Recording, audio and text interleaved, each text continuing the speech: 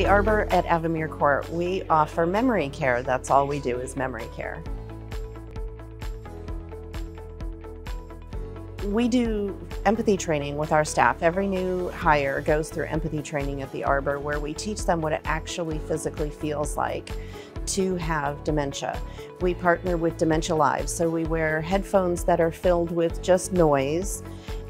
We put them gloves on their hands and we tape their fingers. We put something uncomfortable in their shoes, and they actually wear glasses that mimic macular degeneration so that they understand what it feels like to be in a world where you can't hear right, you can't move right, it hurts to walk, but you're still expected to do certain tasks.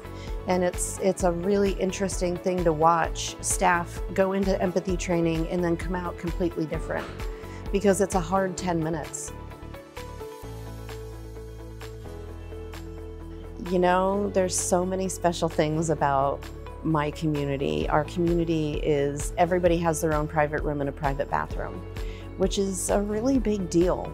You know, a lot of people don't want to share a room with somebody they don't know. So it's nice that the Arbor has private rooms. And the empathy training is another thing, because I do offer it to families as well. So if a family is moving in and when we see the model room, I explain to them what the empathy training class is, because all the stuff is right there and they're very interested, and we offer that to them as well.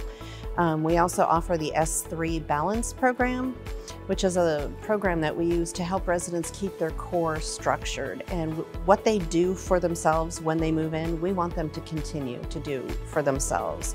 Maria Montessori says, the more you do for me, the more you take from me. So if a resident's able to bend over and tie their shoes, we want them to continue to be able to do that. So we work on basic, just keeping the core skills strong and trying to make sure that residents can do stuff for themselves, because you have to have a purpose.